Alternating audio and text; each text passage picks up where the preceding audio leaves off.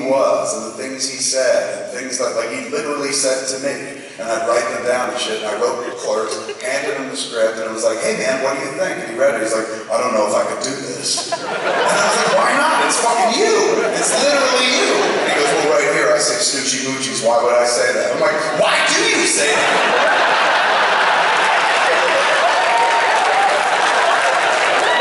And so traditionally, back in the day, it would take like a month to train Jay how to be Jay in a movie. It was weird. It was like relearning somebody that had a stroke or lost their memory or something.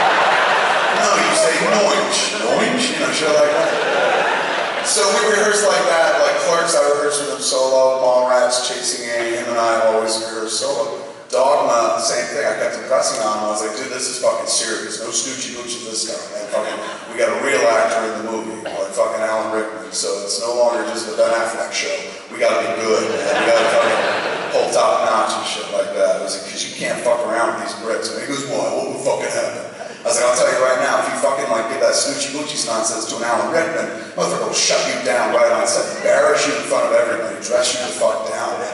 With a British voice, maybe sound twice as fucking stupid. I said, so trust me, you want to fucking be top notch, you gotta be on point for this. You can't be sitting around fucking, you know, going, I don't want to act in front of you. On fucking Clerks, we were shooting the scene where we danced in front of the store. And this motherfucker, like, is always dancing his whole fucking life. So I was like, this is the easiest scene in the world. And tough thing is gonna get me to move, because I'm a heavy guy and shit. But I had one move, I did that. So we go to shoot the scene, and it's me and Jay leaning against the wall outside. And the only other two people in all of Leonardo at 3 in the morning is Scott Mosier, who's holding a boom pole, and Dave Klein, who's running the camera. That's it. 4 of us right in front of Quick Stop. And so I'm like, you ready for this? And he goes, can't dance in front of all these fucking people. I was like, who, me, him, and them? He goes, well, he don't care about you, but I don't know these guys that much and shit. So I was like, you know what? Just put the boom pole on the ground. Dave, just turn the camera on, walk away, go into the store, and hide. Duck below so we don't see you in the windows. So when you see us dancing, Scott Mosier and Dave Klein, the DP, are right inside the store, sitting there behind the door going, what a fucking asshole this kid is. Can you believe this shit? So I was like, dude, you can't do shit like that with Allan Rickman, man. You gotta act in front of him on command. You can't fucking embarrass me and shit. So when we finally rehearsed for Dogma, we were in Pittsburgh. Me and him shared a suite. He had a room, I had a room, and we shared the living room and stuff. So I was like, meet me in the room, in the living room, we're gonna go over the script. Bring your script, we're gonna rehearse from top to bottom. So he comes in, he sits down, he has no fucking script, he's just sitting there smoking a cigarette, and I was like, where's your script? He goes, don't have it, don't need it.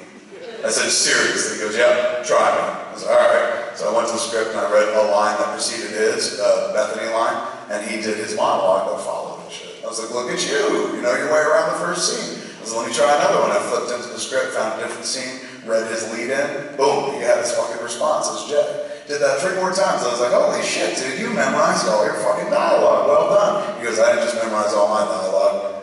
I said, what do you mean? He goes, do another line in the movie. I said, all right. I flipped through the script, and I took a line that Loki had to Bartleby. So I read the Matt Damon line, and all of a sudden fucking Jason spit out the Ben Affleck line. And I was like, you fucking know Ben's part? He goes, I know all the parts.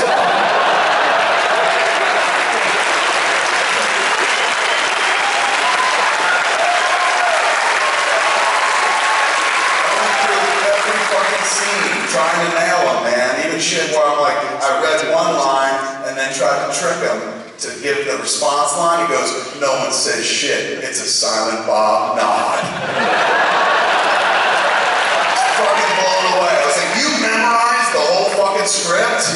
What are you, Rain Man? Like, why did you do this? And he goes, I don't want to piss off that Rickman dude.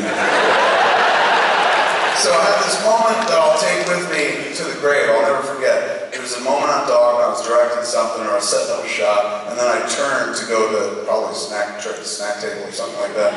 And I saw as I turned this fucking weird visual that was a glass street.